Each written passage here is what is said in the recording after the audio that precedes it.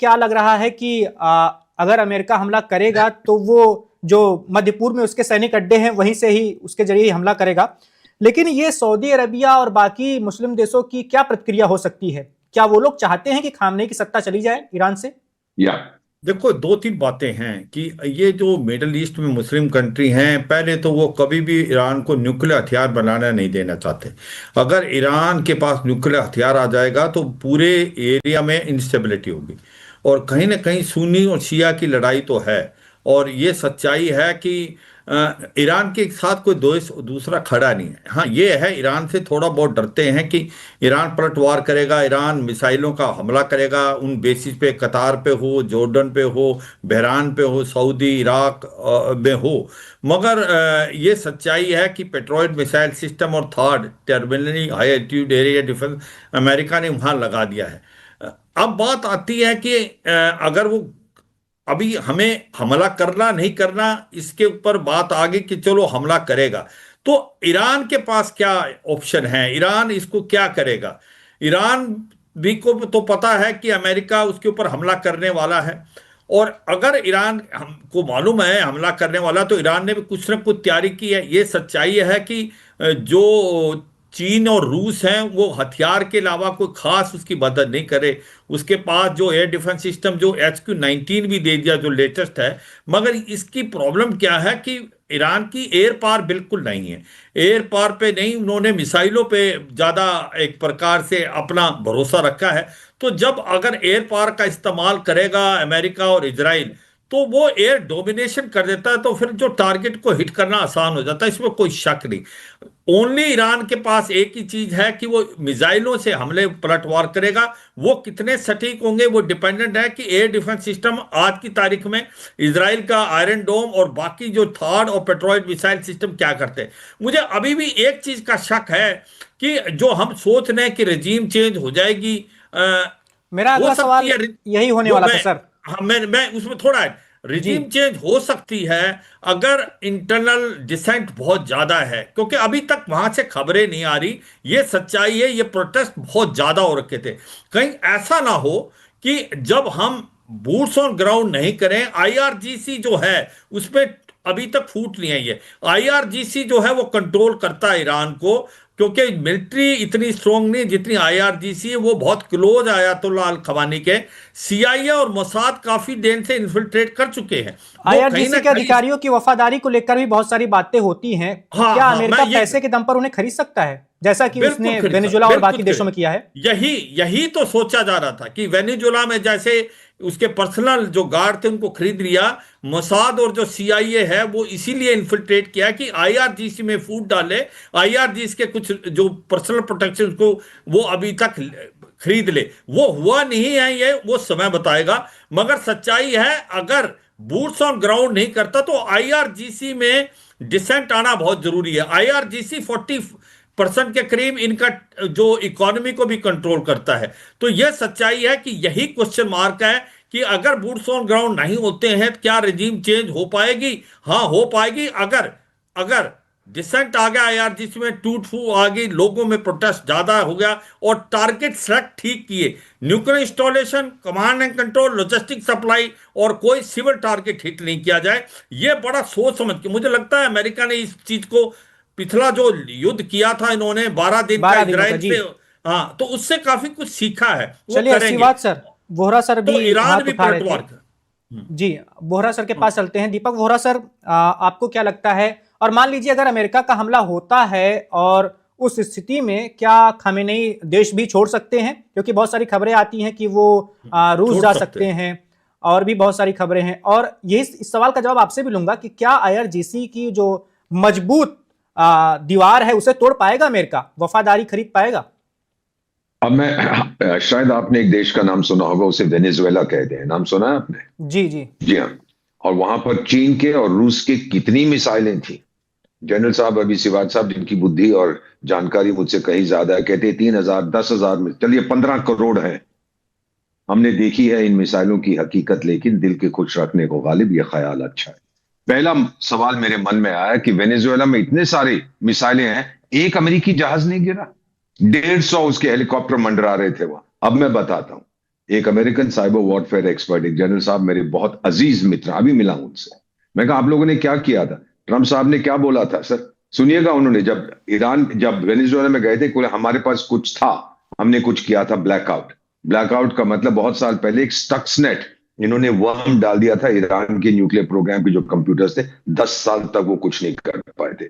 इन्होंने totally disable कर दिया था उसके एयर डिफेंसेस को, कंट्रोल्ड बाय कंप्यूटर्स। और मुझे ये भी बताया उस जनरल साहब ने कि हमारे 150 हवाई जहाज वहां पे मंडरा रहे थे उसके ऊपर, और उनके जो रेडार कंट्रोलर्स थे वो कह रहे, अरे बिल्कुल क्लियर ब्लू स्काई है, यहां पर कुछ नहीं है। सर, ये कुछ नहीं कर पाएंगे इनके missile, take it from me. ये जो लेकिन डिले वोहरा जा सर, रहा है, sir let me complete it जी सर, जी ये जी जो बिल्कुल। 5-10 दिन का डिले है, ये सिर्फ इसलिए है कि इनके जो कंप्यूटर कंट्रोल्ड है डिफेंस सिस्टम्स है, उनको नपुंसक बना देगा और फिर ये ठोकेगा। Take it from me. Venezuela में इन्होंने कामयाबी देख ली है, इन्होंने बहुत कामयाबी वहां हासिल की है। नहीं तो ये सवाल जनरल साहिबान बताएंगे कि एक भी मिसाइल वो फायर नहीं कर पाया, क्या हो गया था। 24 घंटे तक तो वो चल रहा था वहां पर हमला। This is something to think about. और मेरे पास कोई कारण नहीं है कि जो अमेरिकी जनरल साहिबान ने मुझे बताया, काफी ब्रीफिंग दी है, कि मैं उनको डाउट करूं। This is what he said. और ट्रंप ने भी कहा था कि हमने उनको अंधा कर दिया था, जो सिंदूर में हमने जिहादिस्तान के जो कंट्रोल सेंटर्स थे उनको भी अंधा कर दिया था। लेकिन वोहरा सर, पिछले ही साल हम देख चुके हैं कि ईरान पलटवार करना भी जानता है और किस तरह से उसने खूब सारी मिसाइलें उस दाग समय दी थी जंग और नहीं था सर, इजराइल का सुरक्षा उस समय घेरा। जंग नहीं था सर, उस समय जी, जंग नहीं था, इस तैयारी के साथ नहीं गए थे। अब तैयारी के साथ जा रहे हैं, तभी तो डिले है सर। सारा कुछ तो है, सब कुछ तो आप नजर आ रहा है थोड़ा बहुत साहब। और बता सकते हैं कि किस तरह की और तैयारियां हो सकती हैं? सर मेरा जो मानना है, जो मैंने देखा है, मैं रहा हूं उस एरिया में, उसके पास दम नहीं है सर। उसके कंप्यूटर सिस्टम्स बहुत वल्नरेबल हैं। और जब एक बार जैसे वेनेजुएला के साथ किया था, आप वर्म कहते हैं उसको, वायरस को बिठा देते हैं, वायरस को आप कंट्रोल करते हैं बैठे हुए, जब चाहेंगे आप उसको एक्टिवेट कर सकते हैं। Take it from me sir, ये सारा साइबर वॉरफेयर की जो बात चल रही है, ये हवा में बातें नहीं हो रही। भारत में भी हम लोग बहुत ध्यान दे रहे हैं इसके ऊपर कि क्या हो सकता है अगर आपके पूरे सिस्टम, ट्रंप ने क्या बोला था, मैंने वहां अंधेरा कर दिया था। ये किसने किया अंधेरा सर? उसका आदमी जाके बिजली का स्विच ऑफ कराया था। ये कंप्यूटर के जरिए कंट्रोल किया। सो साइबर कंट्रोल कंप्यूटर्स बड़ी अच्छी बात है, लेकिन वल्नरेबल भी बहुत है सर। अरे एक 15 करोड़ मिसाइल हो जाए, जब तेरे पास कंट्रोल सिस्टम नहीं है तो क्या करेगा? This is what I am told and I believe this sir, कि ये ठोकेगा अगले 48 घंटे में और ईरान कुछ नहीं कर पाएगा सर। चलिए, राजन कोचर सर के पास चलते हैं। कोचर सर, क्या ईरान सच में कोई नुकसान नहीं पहुंचा पाएगा अमेरिका का? क्योंकि पता है सबको कि मिडिल ईस्ट में अमेरिका के बहुत सारे सैनिक अड्डे हैं और वहां तक तो मिसाइलों की दूरी पहुंच है ही ईरान की। देखिए, आपको समझना पड़ेगा, कोई भी अपने एडवर्सरी को आप हल्के में नहीं ले सकते हैं। और आपको इसको वेनेजुला का जो ये कंपैरिजन हम बार बार इसको देते रहते हैं, वो एक अनफेयर कंपैरिजन है ईरान के साथ, because Iran is a very big country. और अगर आपने एक साइबर अटैक भी एक्चुअली करना है और उनके सिस्टम्स को आपको नष्ट करना है, तो वो डिस्पर्स्ड है काफ़ी सिस्टम्स। तो इसको जो मेरा एनालिसिस है, मेरी जो रीडिंग है, it's not going to be कि भाई आपने उसको खत्म कर दिया और एक भी मिसाइल ना उड़े वहां से। मतलब एक तरफा नहीं होगा मामला कुछ? नहीं होगा। एंड आपको इसको समझना पड़ेगा, इसको कुछ ना कुछ तो कोलैटरल डैमेज अमेरिका को भी लेना पड़ेगा और इजराइल को भी लेना पड़ेगा, वो निश्चित है। बट लार्जर क्वेश्चन जो हम डिस्कस नहीं कर रहे यहाँ पे, जो लार्जर एक्चुअली क्वेश्चन है, ये सब करने के बाद हम सपोजिंग एक सिनेरियो में आ जाते हैं कि अमेरिका ने नष्ट कर दिया, सारे कमांड कंट्रोल सेंटर उनके खत्म कर दिए, उनकी सारी ताकत को खत्म कर दिया, और जहां भी उनके जो न्यूक्लियर साइट्स हैं उनको भी एड्रेस कर दिया। उसके बाद क्या है आपके पास इसको ईरान में बिठाने के लिए खोमेनी की जगह? और अगर आपके पास कोई ऑल्टरनेटिव है, आप रेजा पहलवी की बात करते हैं, he is not acceptable to the people of Iran, तो आपके पास क्या ऑल्टरनेटिव रहेगा? देखिए, आप एक लड़ाई में जाते हैं तो उसका एंड स्टेट देखने की कोशिश करते हैं कि एंड स्टेट इस लड़ाई का क्या होने वाला है मेरा। हो सकता है और चुने हुए राष्ट्रपति को सत्ता दे दें वहां की, जो भी वहां के हैं। तो अभी हो सकता है, तो आपके पास क्या ऐसी पुख्ता इंटेलिजेंस है कि ये होएगा? तो हम एक स्पेकुलेटिव दायरे में बात कर रहे हैं आज, और हमारे पास ऐसी कोई भी डेफिनेटिव इंफॉर्मेशन नहीं है कि अमेरिका ने ऑलरेडी ये पूरा प्लान अपना बना लिया है। जैसे वेनेजुएला में एक पूरा प्लान बनाया गया था, उसके बाद उसको अटैक किया गया था, तो अभी हमारे पास वो जानकारी नहीं है कि इसको अमेरिका का प्लान ए क्या हो सकता है, प्लान बी क्या वेनेजुएला में जो हुआ था कोचर सर, क्या आपके लिए वो सरप्राइज अटैक था? आप आश्चर्यचकित हुए थे वो देखकर?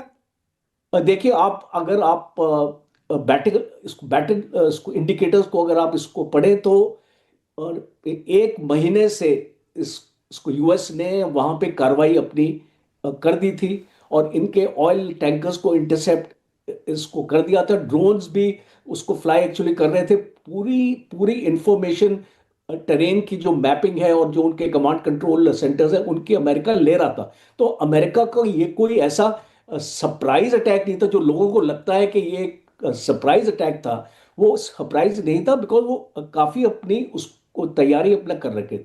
अब जो मेन चीज थी कि मदुरो को उठाना है। एक्चुअली इसको मदुरो ने जो जानकारी है, मुझे कई इसको सोर्स ने बताया कि Maduro was ready to surrender.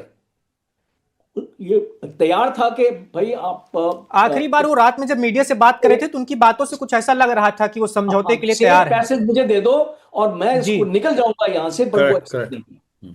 उसको एक्सेप्ट नहीं किया बिकॉज जो ट्रंप एक्चुअली चाहता था कि एक मैक्सिमम इफेक्ट दिया जाए, पूरे वर्ल्ड को बताया जाए कि अमेरिका की क्या कैपेबिलिटी और उसकी क्या इंटेंट है। अगर वो चाहता है वो चीज, वो उसको करके दिखाता है। उसने एक प्रेसिडेंट को उठा दिया कंट्री से। आपने देखा कि इसको हिस्ट्री में शायद इसको मैंने तो ज्यादा ऐसे इंसिडेंसेस पढ़े नहीं है इसको मिलिट्री हिस्ट्री में या कोई जियोपॉलिटिक्स में, कि इस तरीके से आप एक कंट्री के प्रेसिडेंट को उठा लेते हैं और उस कंट्री में इसको एक भी मिसाइल, जैसे एम्बेसडर वोरा बता रहे थे कि not a single aircraft was lost, और कोई भी इतना मेजर डैमेज अमेरिका के ऊपर नहीं हुआ। उनका इस कैजुअलिटीज भी जो एक्चुअली हुई नहीं है इस ऑपरेशन 1 या 2 को छोड़ के, जो इंफॉर्मेशन आई थी उससे ज्यादा कोई भी कैजुअलिटीज नहीं हुई है। बहुत ही एक well planned, well oiled operation था। सबको एक्चुअली खरीद लिया था, और जो क्यूबा के उनके सिक्योरिटी गार्ड्स थे, जो इनर रिंग था, उसको भी ले लिया था अपने कई सारे मारे भी गए। हाँ, उसको मारे भी गए, 30-32 को मारा भी वहां पे। तो जब ऐसी सिचुएशन आपको इसको कंट्रोल कर रहे हो, बट जो ईरान को, मैं again I would like to stress upon this point, जो मेरी नॉलेज है, people will have more knowledge than me, but जो मेरी अंडरस्टैंडिंग है that Iran will not be a cakewalk for America. बिल्कुल, बंसल सर के पास चलते हैं। बंसल सर, मान लीजिए हमला हो गया, तो जैसा कि अभी कोचर सर बता रहे थे, खामनेई की सत्ता चली गई, सर्वोच्च नेता चले गए, तो उनके बाद फिर बैठेगा कौन? पूरा देश तो अस्थिरता की ओर चला जाएगा। क्या अमेरिका के पास इसका भी कोई प्लान होगा? देखिए, यहाँ पर मैं 2 बातें कहूंगा। वो ये कि आपने बहुत अच्छा सजेशन दिया है कि जो प्रेसिडेंट है अभी पेजेस्कियान, वो मॉडरेट विचार का है, और वो जो है चाहता है कि वो पहले भी अपना इंटेंशन दिखा चुका है कि हम अपनी प्रोग्रेस करें बजाय न्यूक्लियर के चक्कर में पड़ने के। नंबर 1, तो उसको बिठा सकते हैं, और बहुत सारे लोग, कोई ना कोई आ ही जाएगा बैठने के लिए। और ना भी आए तो अमेरिका के ऊपर फर्क क्या पड़ता है? इन्होंने इराक को जो है खत्म कर दिया, वहां किसी को बिठाया, गद्दाफी को खत्म किया, किसी को बैठाया। तो इनको तो जो एक बंदा है इनके अगेंस्ट में है, कोई भी जो अगर एक शासक है या खामनेई को ये समझते हैं, तो उसको खत्म करने से मतलब है इनका। अगर कोई बैठ जाए तो बड़ी अच्छी बात है कि भाई हाँ चलो आ गया, कोई कंट्री जो है आगे चलता जाएगा, और नहीं आए तो उनको कोई फर्क नहीं पड़ता। तो उनका एम ये है, तो उसमें ऐसी कोई दिक्कत की बात नहीं है। बहुत सारे लोग खड़े हो जाते हैं। एक जो है मेरे ख्याल से लेडी है, वो उनका रजवी या कुछ नाम है, फ्रांस के अंदर में, वो भी इसके लिए जो है उनका भी कुछ नाम आया था। और रजा पहलवी का भी बता रहे हैं। वो पहलवी को चाहे कोई जाने या ना जाने, लेकिन अगर अमेरिका उसको बिठा देता है वहां पे, और वो जो कुछ वहां पे इन्वेस्टमेंट करा देता है, कोई अच्छा जो खुशहाली ला देता है, जो उनके लोग हैं वहां पे जो आजकल इंटरनेट को भी तरस रहे हैं, तड़फ रहे हैं, उन पे कोई अच्छा हो जाता है, तो एनीबडी विल डू। जो वहां की जनता है जो चाहती है कि भाई वहां के जो जितने भी, वो कहते हैं हमें मुल्ला रजीम नहीं चाहिए, ये जो है जितने रेस्ट्रिक्शन है वो सब फ्रीडम चाहते हैं। अगर वो फ्रीडम कोई भी देगा तो वहां पे किसी को भी एक्सेप्ट किया जाएगा। हालांकि जो वहाँ के फ्रैक्शन ग्रुप हैं या डिफरेंट एरियाज में हैं जो हो रहे हैं वो उनको कंट्रोल कैसे किया जाए वो इम्पोर्टेंट चीज है। लेकिन जनता को तो एक चाहिए खाना पीना, उनके लिए फ्रीडम और इंटरनेट ये मिल जाए तो किसी को भी वो सपोर्ट कर देंगे। तो ऐसी बात नहीं है, ये हो जाएगा इसमें। और हम जो अभी रिजीम को तो चेंज करके ही मानेंगे, इनका इरादा ही ये था। अभी जो देखिए ये जो सब कुछ चला है, ये सब कुछ 28 दिसंबर के बाद में, 28 दिसंबर से जब ये वहां पे विद्रोह हुए उसी के बाद में तो सारा लड़ाई झगड़े की या अमेरिका के ट्रूप मूव हुए या ये, उससे पहले क्यों नहीं हुए? वो इसलिए नहीं हुए कि ये चाह रहे थे कि भाई रिजीम को तब चेंज किया जाए जब वहाँ इंटरनल जो है, इनका पहले से इरादा था कि रिजीम चेंज किया जाए तो वो थोड़ा सक्सेस की तरफ जाता रहा। बहुत दिन से ट्राई कर रहे होंगे। अब ये तो सब कहते ही हैं कि भाई वहां पे जो इस तरह से कई बार टीवी हैक हो जाते हैं और रजा पहलवी का जो है भाषण चलता है, कभी कहते हैं आर्म्स सप्लाई किए जा रहे हैं। तो इन सब चीजों को देखते हुए तो वहां पर ये जो है इस समय जो अभी जो वहां की अनरेस्ट है उसका फायदा उठा करके रिजीम चेंज होने के चांसेस हैं और अमेरिका को और इजराइल को इसमें सफलता मिल जाएगी, मैं ऐसा सोचता हूँ। Subscribe to One India and never miss an update. Download the One India app now.